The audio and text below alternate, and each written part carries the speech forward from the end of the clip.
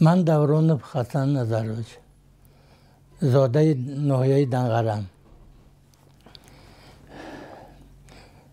من 49 سال زیاد تجربه آموزگاری دارم.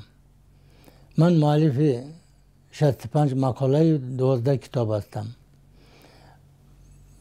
من 2003 سال در ساحه بیوفیزیک در دانشگاه ملی من حمایه کردم.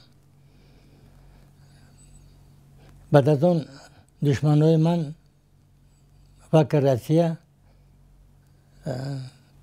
خطای بی امضا روان کرده کاری من قبول نکردن. من برای روسیه رفتن من مبلغ نیافتم. من مراجعت کردم به رکتور دانشگاه طبی.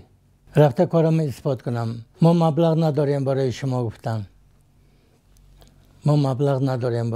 گفتن. بعد از آن من باز به کار علمی و کرده با یک چند کتاب من نوشتم کتابای. من التماس میکنم که از جناب عالی به من کمک رساند به رفته و که روسیه رفته من کار علم خودم اثبات کنم. همینقدر تجربه کار آموزگاری دارم، لیکن 348 سمانه نفقه میگیرم. نفقه من تماما کم است. به زندگی من نمیرسد.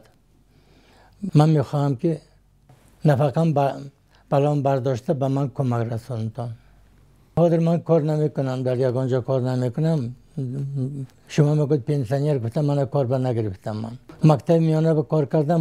مکتب میانه باید دور از جایی که من زندگانی میکنم تماما دور است. من نمیتونم. من در کارگانتیپه دو تا دانشگاه هست، هر دوش به من مراجعت کردم. دانشگاه انرژتیکی، دانشگاه ناصر خسرو. نمیگوید ما پنسیونر کار به قبول نمیکنیم. برای پنسیونر ما کار نداریم. من سالهای دراز در نوسیبیرسک که کار علمی کردم. در نوسیبیرسک کردم کارهای علمی. لیکن با موفقیت وای کردم. شهادتنامه مؤلفه دارم. لیکن در تاجیکستان نه وزیر یگان من دستگیر نکردن.